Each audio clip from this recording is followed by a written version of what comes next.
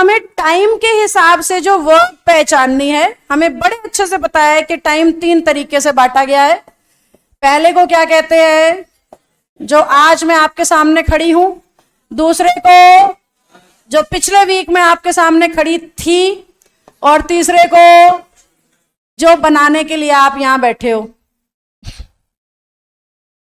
यहां पास्ट या प्रेजेंट सुधारने थोड़ी बैठे हो, क्या बनाने बैठे हो, फ्यूचर, जो कि प्रेजेंट की मदद से बनता है जब पास्ट को छोड़ दिया जाए। फ्यूचर कैसे बनता है, प्रेजेंट की मदद से जब पास्ट को छोड़ दिया जाए। मैं फिलोसफी नहीं झाड़ रही हूं, मैं ग्रामर का नियम पढ़ा चुकी हूं तुम्हें, इस लाइन के अंदर ध्यान से सुनो।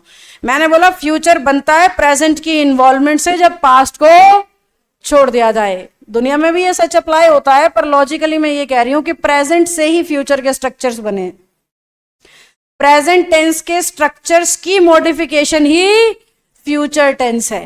कैसे मैम, अगर हमें इंग्लिश में कभी भी प्रेजेंट दिखाना होता है ना, तो उसका एक ही मतलब होता है, हमें लाइन में पक्का क्या मिलना चाहिए।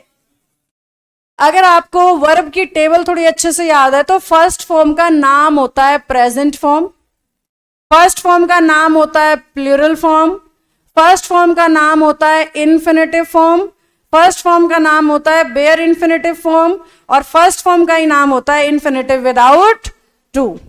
हैरानी से घूर रहे हो, वर्ब के नाम भूल गए। हर वर्ब के नाम होते हैं, आपने उन्हें रोल नंबर से याद कर रखा है। मतलब मैं इस क्लास में अटेंडेंस लेने लग जाऊं सपोज, तो ये लोग होंगे रोल नंबर 1 2 3 4 5 6 7 8 9 10, ऐसे करते करते करते करते करते करते कंप्लीट। यस और नो।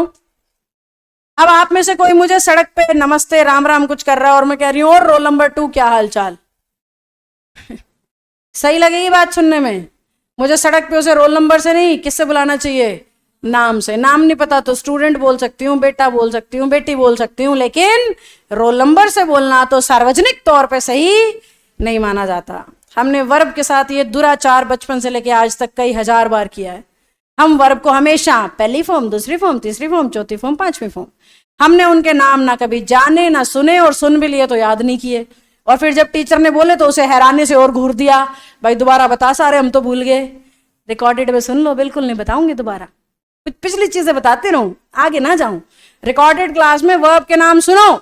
अगर किसी का कनेक्शन नहीं बना था जब मैं पांचों नाम बोल रही थी, क्योंकि सारे टेंसेस जो बने हैं ना, वो वर्ब के नाम पे बने हैं।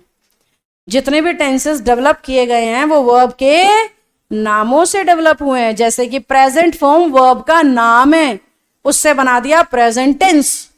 पास्ट फॉर्म वर्ब का नाम है, उससे बन गया पास्ट टेंस। और बल्कि हर समय पर काम करने के तरीके भी तो 4 हैं। मतलब समय तो 3 तरीके का है, आज, बीता हुआ कल और आने वाला कल। लेकिन प्रेजेंट में जब हम किसी काम को करते हैं तो 4 तरीके से वो काम किया जाता है। सबसे पहला होता है सिंपल या इंडेफिनिट, जिसमें हम सिर्फ बताते हैं काम क्या है, इंसान क्या है, हमें उसका निश्चित तौर पे कुछ नहीं पता होता कि वो काम हो गया या नहीं हुआ, या शुरू हुआ या चल रहा है या शुरू होगा, कुछ भी नहीं पता होता।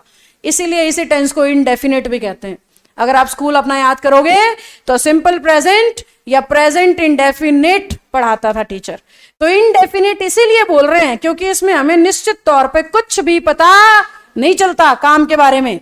बस ये पता लगता है कौन इंसान है या क्या काम है। जैसे मैं टीचर हूं, आप स्टूडेंट हो, मैं खाती हूं, मैं सोती हूं, मैं चलती हूं, मैं कूदती हूं, नाचती हूं, ये तरह की जो चीजें जिसमें हम बता रहे हैं भाई क्या है, वो क्या है, सिंपल है। अगला जो टेंस आता है, चाहे वो प्रेजेंट है, चाहे वो पास्ट है, चाहे वो फ्यूचर है, वो ये बताता है कि काम शुरू हो चुका है पर खत्म नहीं हुआ।